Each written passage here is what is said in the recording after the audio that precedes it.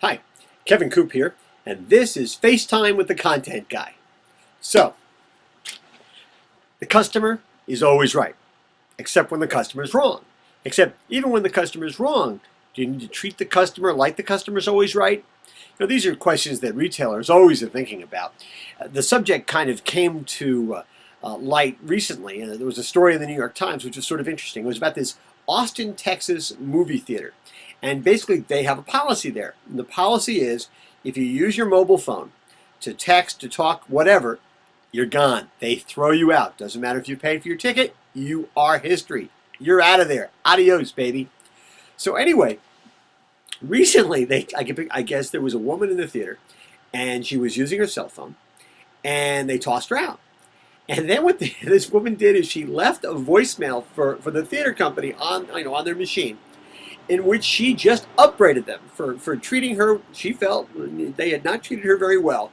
She used all sorts of really interesting language, quite a few vulgarities, and they then turned around and they used the voicemail in a PSA that they're now running before their movies in the theater. They're using the R-rated one before R-rated movies, and they kind of clean it up for movies that are PG or PG-13. And they're making a point. Right? They're making a point. This is our policy. The customer in this case is wrong. Now, this woman, if you listen to her message, and you can do this, it's on YouTube. Just go to Alamo Draft House. That's the name of the movie theater chain. You can see it on YouTube. She makes the point that she wasn't talking. She wasn't even texting. She was using the light, according to her. She was using the light from her cell phone to find her seat. So, who's right? Who's wrong? Well, she violated the policy, but could the movie theater chain have cut her a little slack? I'm thinking maybe yes. That said, I have to say it's a policy that I personally agree with. I think it's terrible when people are in movie theaters and they're texting or they're sending emails or they're talking on their cell phones. It's really annoying. I shush these people all the time when I'm in the movies. I have to admit, however, that occasionally I will text on my cell phone. Our 17-year-old daughter is under strict orders. If she's out while we're at the movies and she goes from one place to another and we don't know about that other place, she's supposed to text us and let us know where she's going. And I will sneak a look when that, when the thing buzzes in my pocket to see what she's up to, where she's going.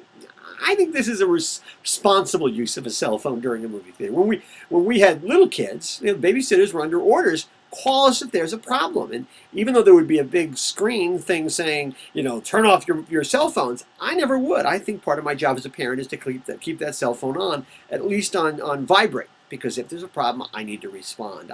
I think that's responsible. So I'm sort of, betwixt and between on this one. The bigger issue, of course, is this. Whatever we do in terms of dealing with our customers, that customer service is going to be measured, and there are going to be consequences if we deal with people the right way, the wrong way, whatever it happens to be. We have to be aware that there are consequences and repercussions from what we do. Okay. Now, a little story, if I may, because we head off into the summer here.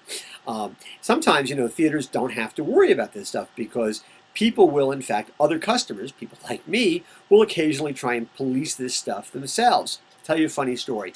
Late 70s, early 80s, my wife, then I was not married to, we went to the movies on the Upper East Side of Manhattan. We were going to see a Woody Allen movie. It was the Beekman Place Theater, I think. And we were seeing, it was either a Midsummer Night's Sex Comedy or Zelig. May have been Hannah and Her Sisters, but I don't think so. And we're in the theater, right? We're waiting for the movie to begin, and there are previews and stuff like that. And I'm sitting here with my wife. And back on the row behind us, right, just a little over to the right, this woman keeps talking to this guy. And I'm thinking, I hate this. It really annoys me.